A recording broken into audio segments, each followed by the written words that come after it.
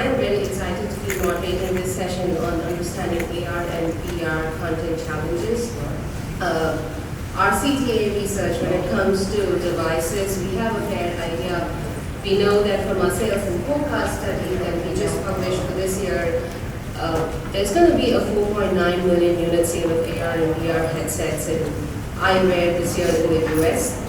And something to keep in mind as you publish show flows of CES this year, AR marketplace has gone up by 10% from last year, and VR and gaming marketplace has gone up by 18% from last year.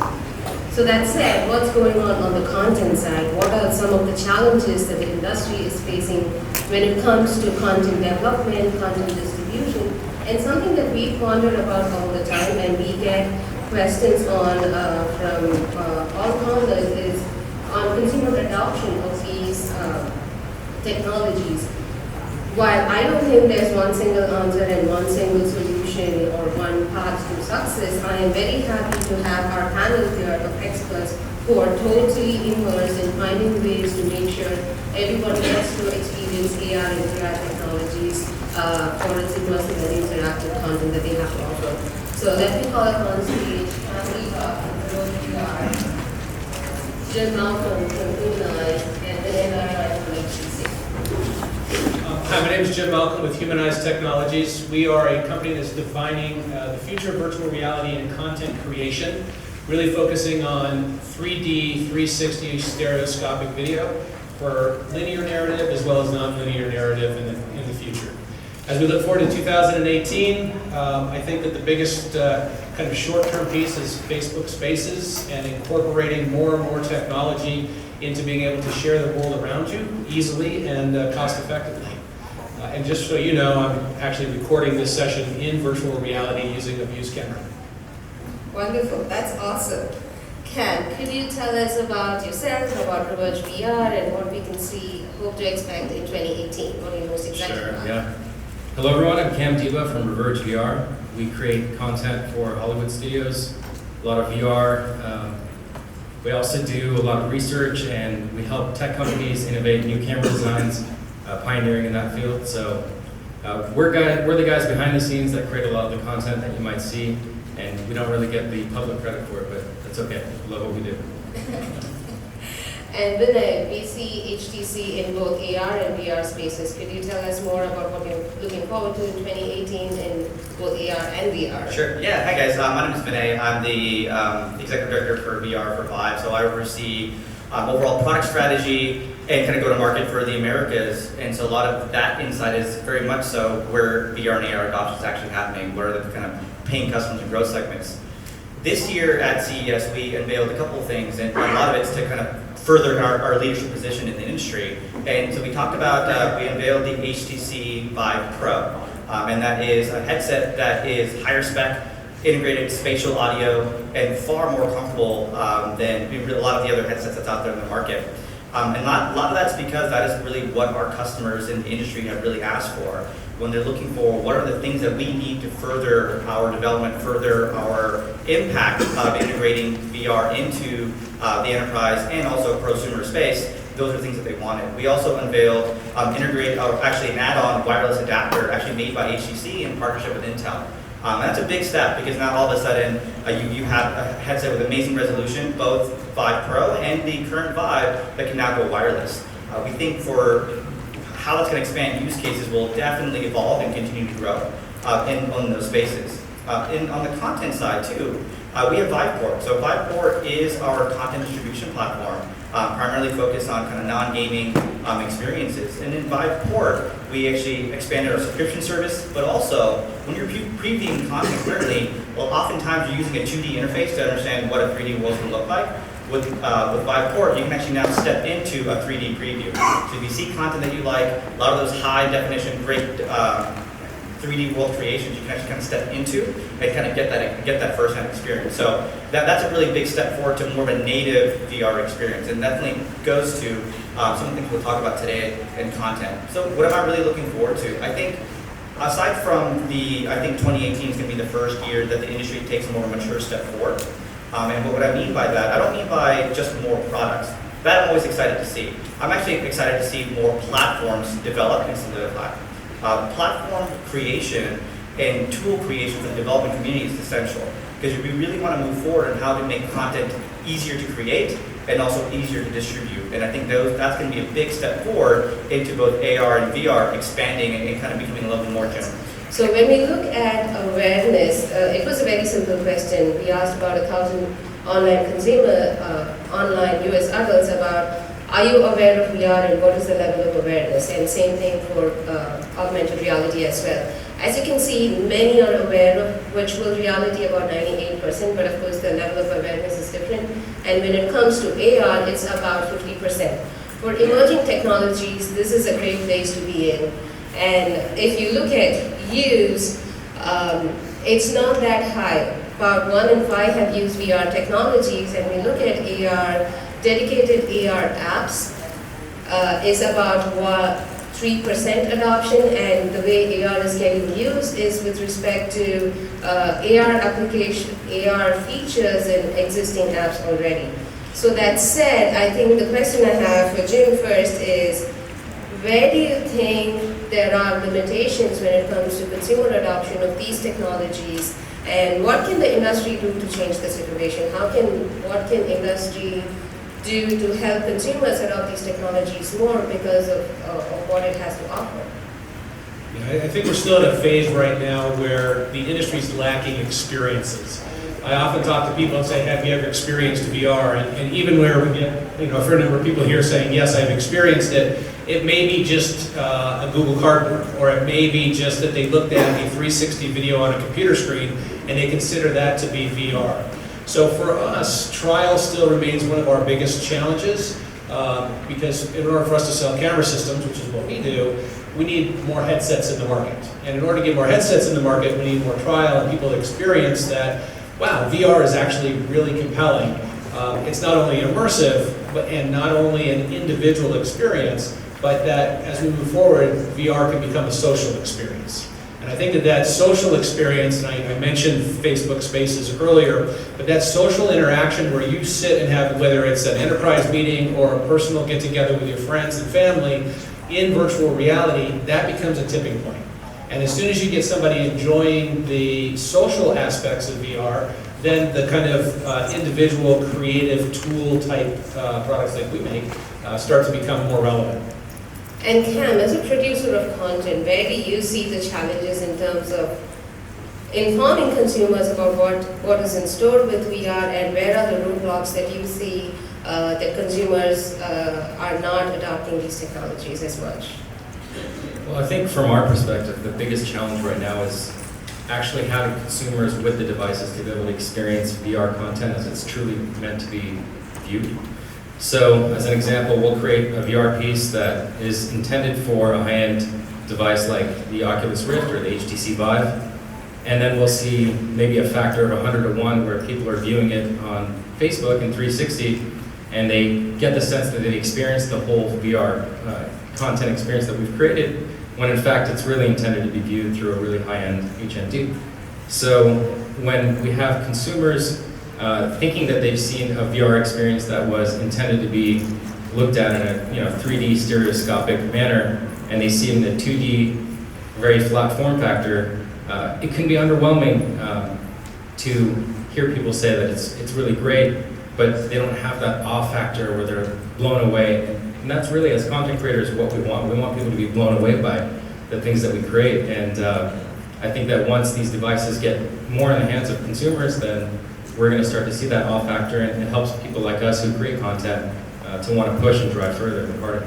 And it's something that we saw in one of our qualitative researchers as well, wherein those who are very familiar with VR are able to appreciate how it's been progressing over time, but those who are looking at VR content for the first time, they're like, oh yeah, so what next? So there's no wow factor, and probably one of the reasons is because they've not been using the devices that at least the producers want them to use. So moving along, so Vinay, you were talking about various devices being used and mobile being one of the other things. Do you think that's sort of helping expand the adoption of the technology? Yeah, I think when it comes to mobile being an experienced platform for VR, it's interesting because it's all about the right type of content on the right platform, right?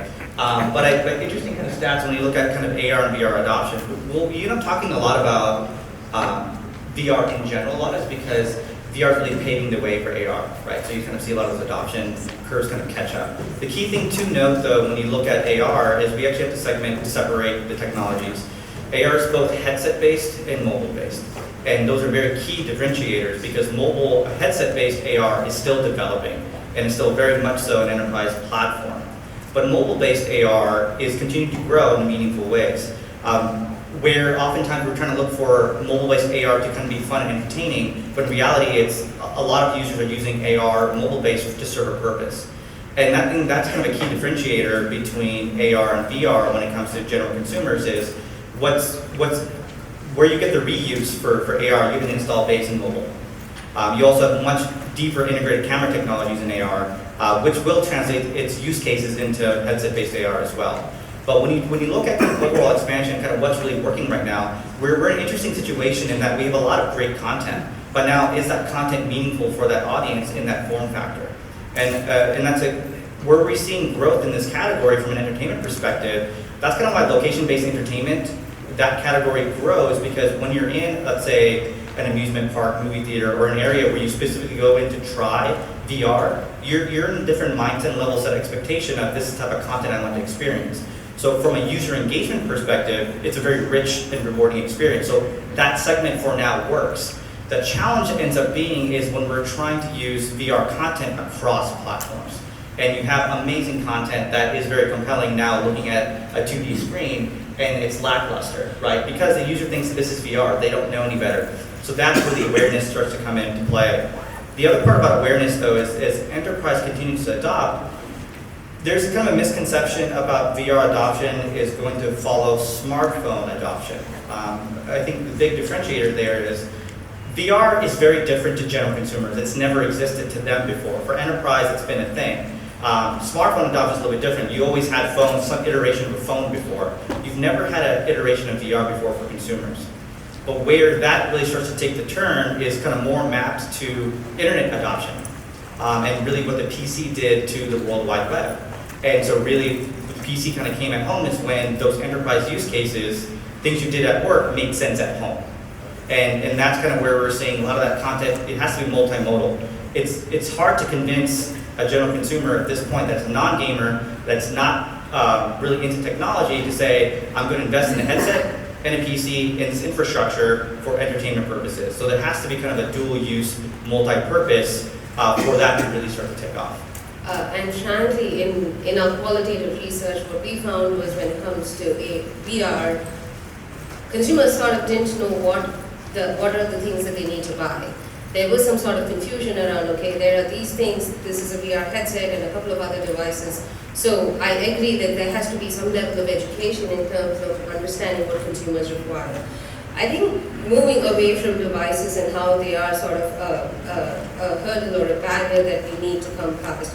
When it comes to content itself, in our survey we found that we asked consumers online that what are the different, we asked them about various AR and VR use case statements, and these use case statements, if you can move on to the next slide, were mostly, there were 21, I'm not listing all of those here, but they can broadly be grouped into 5 categories: medical and emergency support, entertainment, shopping, social media, and education and training. And if I can eyeball the numbers there, for both AR and VR, the level of favorability that consumers had for any of these use case statements were about 50%. Like 1 and 2 were either very favorable or favorable towards using AR and VR technologies across a broad spectrum of uses here. I think the question here is for Jim, where do you see the potential for content? Because there seems to be a broad spectrum of reasons where VR is very crucial in terms of expanding the experience of being very relevant in order to, say, provide medical support or manage pain, or when it comes to shopping, to ease and understand or make decisions. So where do you see the potential when it comes to creating content in any of these or anything else that has come up that's new? Yeah, so first of all, I'll say the reason that there's interest in all those segments is because every segment is relevant. I think that in the future we'll see that virtual reality and image creation for VR content will fit everywhere. Immediately right now, where we see it's really exciting and interesting is in education and training. And early on, what we saw were the adoption of VR cameras into educators who wanted to take their class, whether it's chemistry or science or whatever it was, create a class and be able to put that out in virtual reality. But we've seen in the last 9 months a very interesting shift to the schools and universities themselves building VR curriculums. And they realize that this idea of virtual reality is much bigger than a computer-generated world. We like to talk in terms of visual reality. In other words, how do I capture the world around me and put it into a VR headset? And schools and universities are adopting the technology so that they can teach students how to tell a story in virtual reality, right? How do you direct attention? How do you play sound? And where's the role of that without having to get the student to learn how to become a computer programmer? When it comes to medical, when it comes to education, when it comes to a lot of these other bigger verticals where you see a lot faster growth, one of the key things to note is you oftentimes need previous industry experience before you kind of get in, right? And I think that's some of the hurdles, some of the challenges to kind of see before you can even move into that. Jim touched a really good point in that you're looking for curriculum adoption, and so much of that, when you look at smart cities, when you look at a lot of these other enterprise integrations, what they're looking for is integration into that workflow. If you take an approach that AR and VR is going to solve everything, then I think you overlook the problem. It's really important to go and understand in that value chain, where does this technology fit and how it's going to evolve. That's really why the now is so important, because this technology will evolve. As the technology evolves, these new use cases will evolve as well. And if you can get embedded now, you're really that partner for that enterprise or for that company for a really long time. When you start there, that's when it starts to translate into general consumers into the home, right? That's when curriculum starts to make sense. It's one thing to have students at home, do educational content in AR and VR. It's another thing for that to translate directly into kind of what they're doing in the school space. And so in terms of smart cities, AR, because of its mobile capabilities, ends up being a really good tool for that. It's a really good tool for training, for response as well.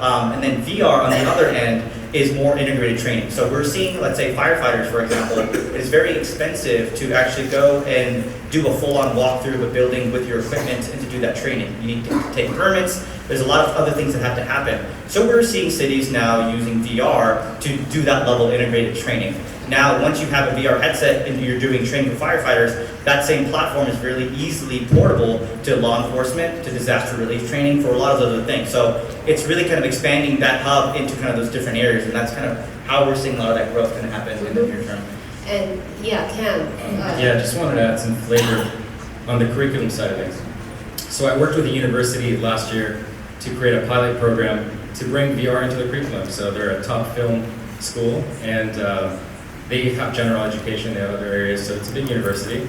And so we got the funding, the dean brought it on, and there was so much enthusiasm for this VR course. So as I was teaching this VR course, of course the students were really into it.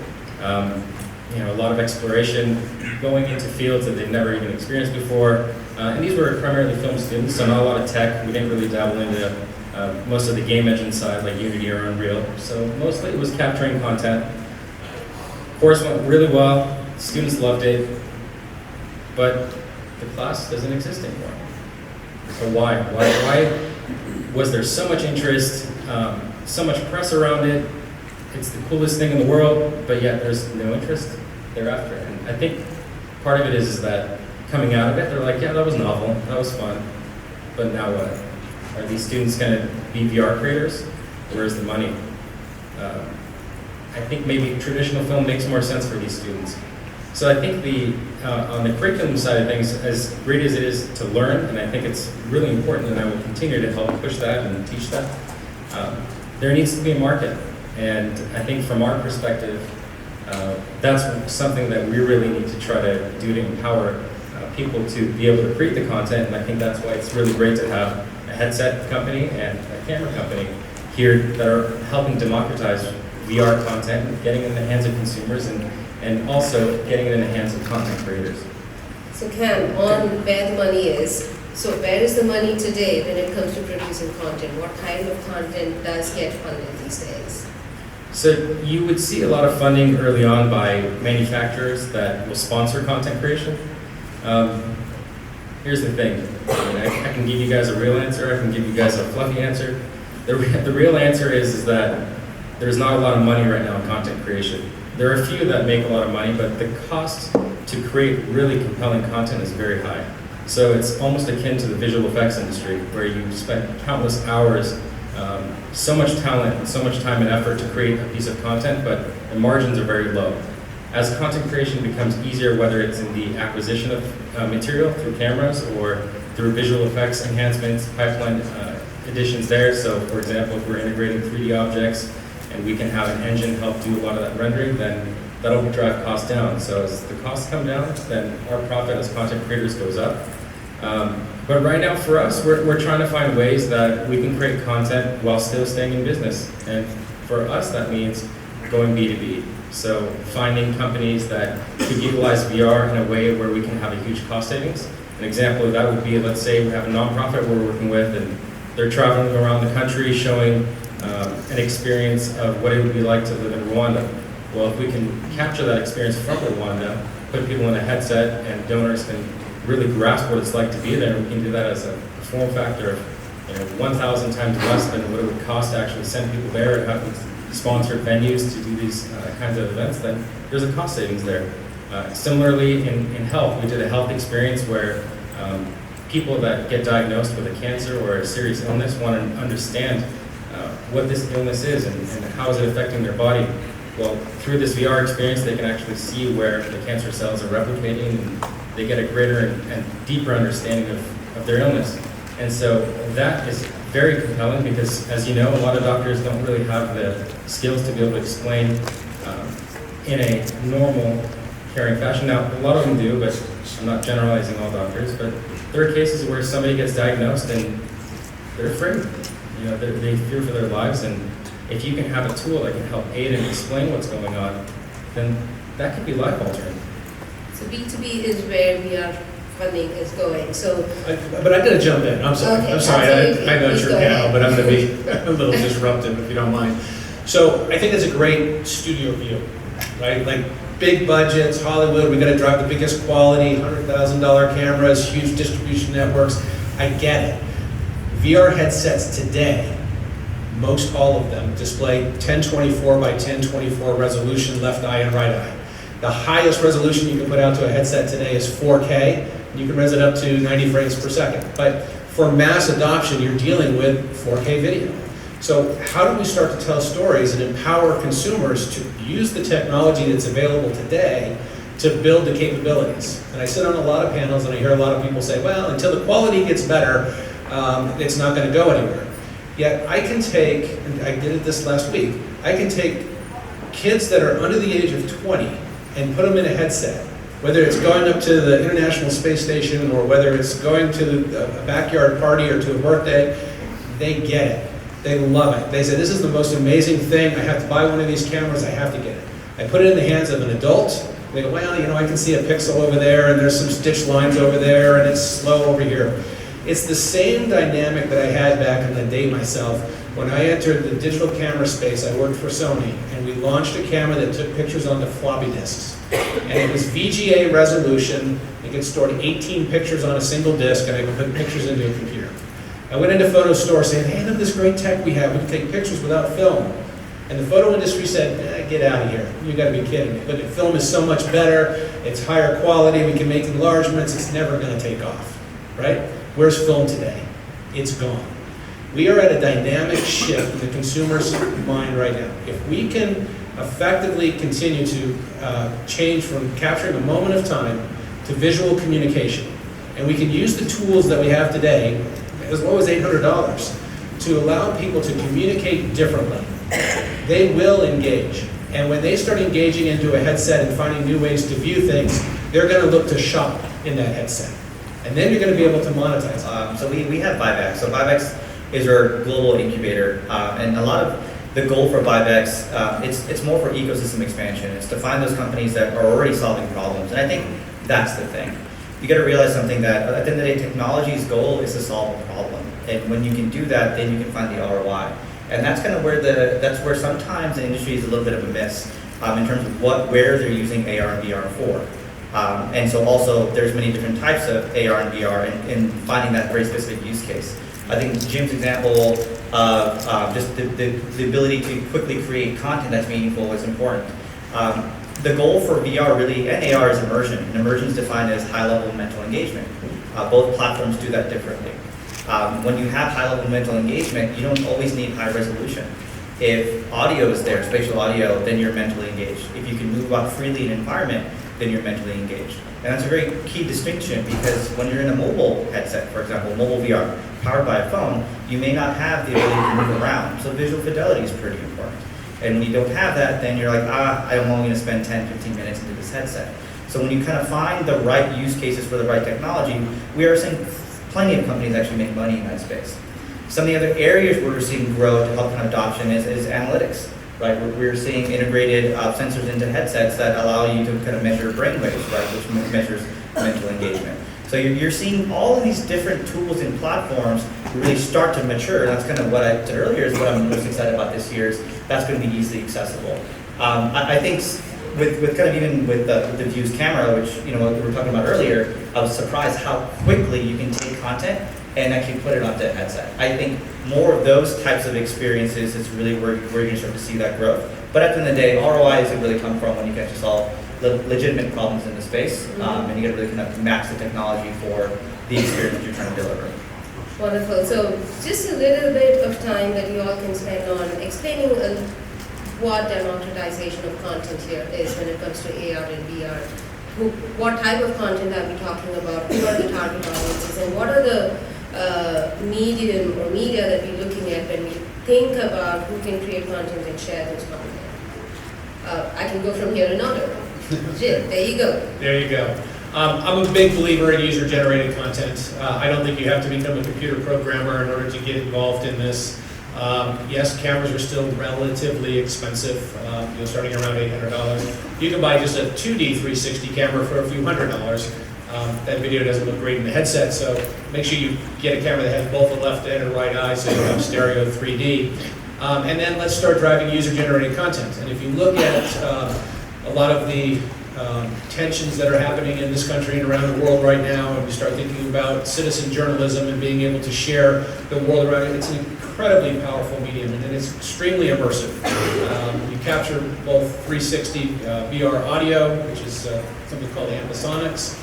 Then you can bring somebody into that environment, and I think that it's those reaches that are going to really encourage people to say, wow, I want to keep playing in this field, and start creating more, which is going to drive the utilization of the headsets that they own, and that utilization is going to start to drive the sale of new headsets at a better image quality.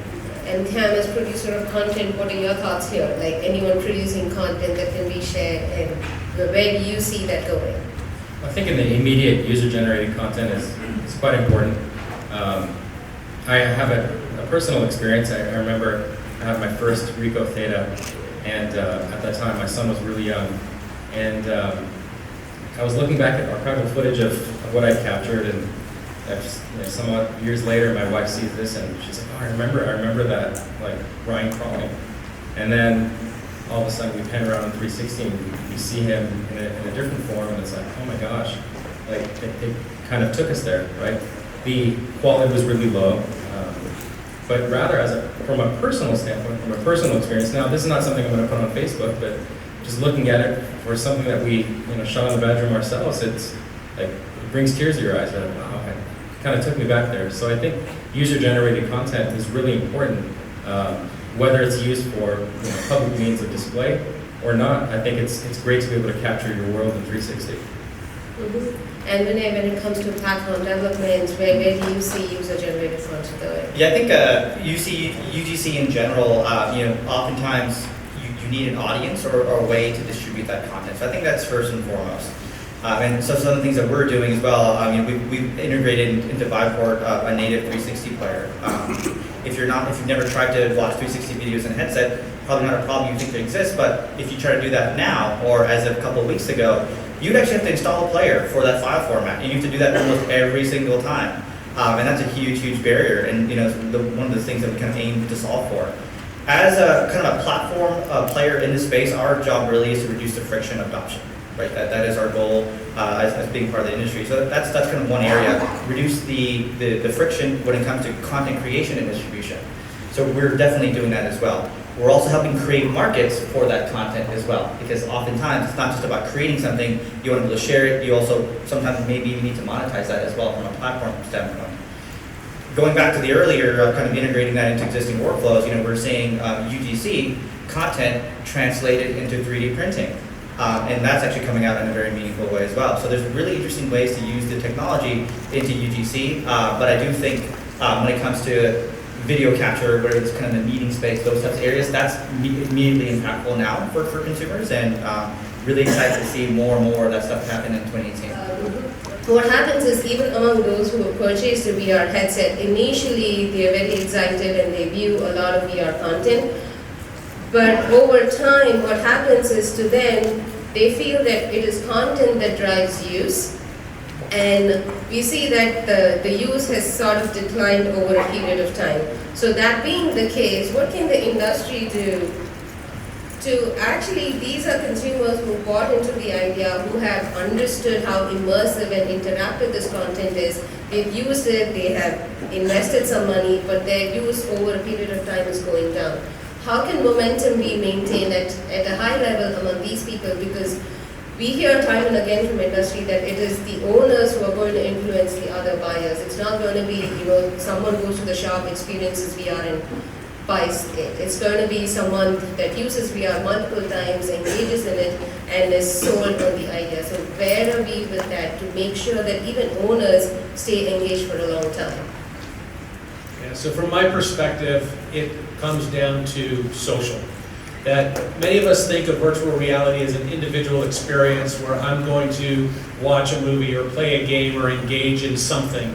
And in our day life, even outside of a headset, right, there's so much of that we can do.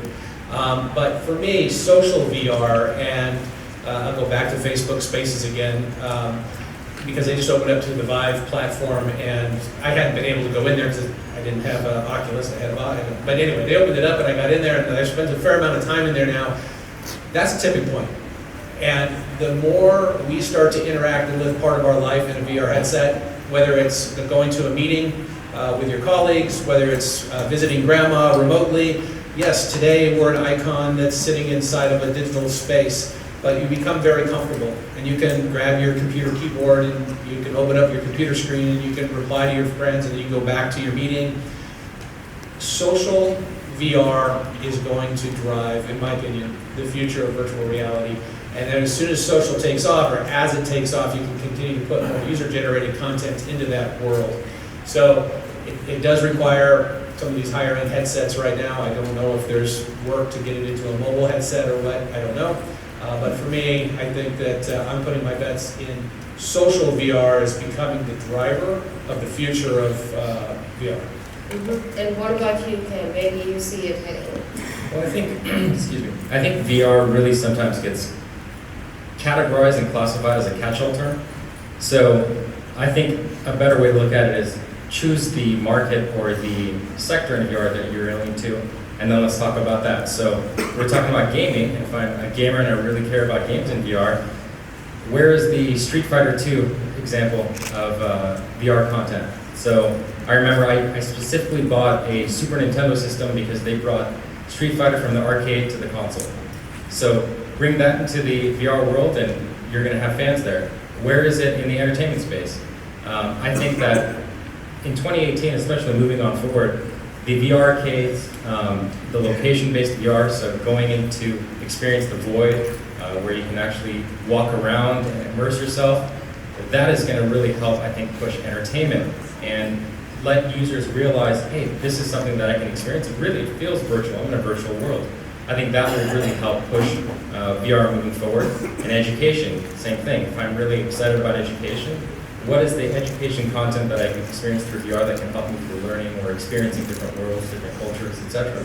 So I think if you can take VR and kind of split it apart and look at these different categories, I think it's much easier to chew, and we can approach it on that level.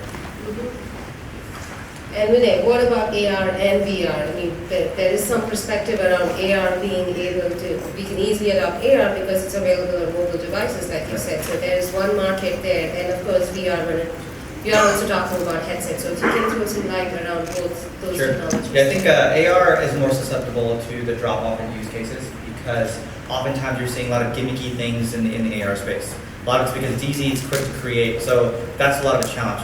It's actually a really interesting slide because if you look at this is really kind of your fundamentals for go-to-market.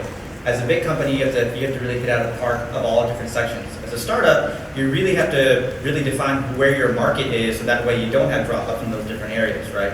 And that's a really key distinction because when it comes to, especially like virtual reality, it's a platform. So unlike previous products where it can do that one thing, and if you don't like it, you kind of put it away, which is oftentimes what you're seeing for mobile headsets or like cardboard and things like that. It's not really going to evolve. There's only so much things you can do from a very limited platform. What we're seeing in the virtual reality space, for example, with Viveport. So Viveport has a subscription service. Viveport users that use subscription service actually don't have that drop off because they have exposure to content every single month. That's a key aspect as well, the ability to try different things and kind of overcome that barrier. The other thing that we're seeing as well is now that we've introduced wireless into the headset, imagine playing or experiencing that content tetherless. It changes the entire dynamic altogether. Jim talked about social a lot. Totally agree with you. I think social is that core component. I think I differ in the approach of social. I don't think social has to be an experience in itself. It's an underlying layer that should be integrated across all, if not most, experiences. Just by a show of hands, how many of you actually done anything social in VR before? Very little. I remember the first time I did multiplayer in VR, blew my mind. The ability to team up with somebody, interact with somebody, talk to them, use their intelligence to solve a problem in VR, changed my perspective, and I was immediately addicted to doing things in VR and from a social level. And that is really where the power of that platform comes from. So I think when you start to see social integrations into VR, you may get bored with a certain piece of content. You're not going to get bored with people interacting in that content. Now, when you start to also integrate other technologies, because VR is a platform, like AI, and when you have dynamic content creation, where that world evolves and changes, your interaction with that continues to grow. We're also introducing peripherals and other accessories into VR, right? So now the moment you have the ability to track your feet and actually now play Street Fighter with your hands and feet, aside from using the controller, you will play that piece of content again. And we're developing tools that make that very cheap and inexpensive, not just for the partner creating the content, but also for consumers as well. Last year we introduced the Vive Tracker. It's essentially a track device. You can attach it to different things. And that drastically reduces the cost of peripherals because that expensive tracking technology no longer has to travel with that peripheral. So I can use two trackers for a host of different accessories. So that integration reduces the cost in that experience. So what we're trying to really do is find ways to use, there's so much content out there, find ways to reuse that, I think is one. Find ways to make it easy to discover is the other one. And as this industry matures and evolves, find ways to really integrate social experiences into this really evolving platform. Before I open up the panel for questions, I have just one last question for three of you. There is a lot of potential for these technologies, but what's happening on the consumer education side? Some of the things that we hear about is, you put a VR headset on someone who's not experienced VR yet, they look at it, and then you got to tell them, okay, look on both sides. Now start interacting with this. So when it comes to educating consumers about using VR or AR, if social is the way to go, if interactivity is the way to go, how can the industry work on all of those aspects wherein consumers know what to do when they get their headsets in? If we had the answer to that, we would have this solved right now. Okay. It is one of our biggest challenges right now, and quite frankly, even finding a retail distribution channel for me is difficult right now. Because unless you see the content, it's hard to imagine. Like, why would I need that? So you either got to find the people who are already using the technology and try to sell them into the technology, but they're already there, so you have to get them. So for me, it's about working with an innovative retailer or retail channel to be able to build the sales opportunity to sell headsets on a retail selling floor. Now, I think the savvy retailer that gets involved now will sell headsets and learn how to sell headsets into their market. But in the future, what they'll be doing is they'll be inviting that customer to come back into their store virtually, right? So I think if you think big picture, and maybe IKEA was my example I gave earlier, pick any of them. How do you sell in a brick and mortar where you can give a physical experience where people can see and understand what VR is with a trained associate teaching you about it? And then the money really comes with how do I convert that customer to be my online customer in a VR world where they can transact and make purchases in a headset. Wonderful. It's a big. Sorry, go ahead. No, it's a big ask. From a content perspective, I think for us as creators, it's always the big question: why should I look there? Why should I look at it in 360? So I think one example is if it's a news situation, and let's say we're on the ground floor of something happening, and you see it on the news. If you can then actually go back and view it in 360, then it's compelling. Okay, I saw this angle, but I wonder what it would look like if I were to look here. What's happening in different areas? So for us as content creators, we always have to make sure that we engage you in the full 360 if that's the intention. Otherwise, if it isn't, and we're just looking in one parallel view, then maybe that's better suited for a 2D traditional form. But I do think sometimes there are piggybacks, like I brought up earlier. You shoot the content in 2D, and then you give the option to viewers if they want to experience it in a different form, and you can actually check out the 360 experience. So I think for us, it's having a reason to have it be done in 360. Okay, like personally, when I was on a VR game, I was asked to walk on a wooden log between two buildings wearing a VR headset. I still couldn't do it. And then, yeah, you teach me how to do it, but I'm like, okay, someone please hold my hand and let me go to the next block. But I understand that's sort of the fear everyone would have when it comes to gaming. But there are other use cases where it's really relevant, like when it comes to pain management. If people can use a VR headset, that's wonderful. And shopping for things like glasses and things, we usually ask for opinions for somebody else when we're wearing something and seeing how it goes. And if we can use AR and VR on those, as you said, for shopping, that would be wonderful. But the limitation that we heard from consumers was around, okay, but how do we use it? How do we share it? Is it okay? And how can platforms or other avenues help with that connect? For sure. I think I mentioned earlier about reducing the friction for adoption. I think that's key. You talked about general consumer awareness with how is that going to kind of be a thing, and I mean the reality is just time, right? I think we're trying to make this industry grow, being developed and invented overnight. VR has been around for a really long time, but it's never been around for consumers. So that's just a new thing in general. Now that's not an answer that would ever allow us to keep our jobs, but I think part of that is some of these partnerships. It is about creating bundles. It's about just kind of this very fundamentals about I want to do this thing. How can I make it easy for me? And finding retailers that understand the customer segment. That it's one thing, I can sell somebody VR, that's not a problem. I want them to make sure they keep it and they use it. So finding retail partners that has a segment, understands their customers, that can talk credibly in the space, that knows when someone says, great, I want the headset, how do I do these other things? That can support that kind of ecosystem, I think is also very, very critical in this space as well. But I don't think it's just about selling VR.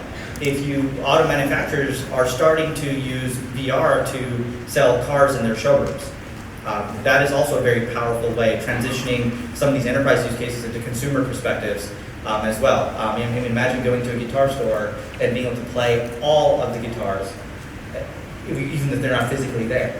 By being able to do those things, you can't do those things technically now with high-level visual fidelity and audio fidelity as well. And so you're starting to see those things now translate into other spaces as well. So it's a combination of many things happening, but it's also, like Cam's organization and his company, high-quality content. So you need to reduce the frictions of adoption, you need to create clear bundles and use cases that make sense, finding partnerships both at retail and as well as other accessory and vendor partners that makes the overall purchase decision correct. And equally as important, finding the right consumers that understand all of that and that can find the value.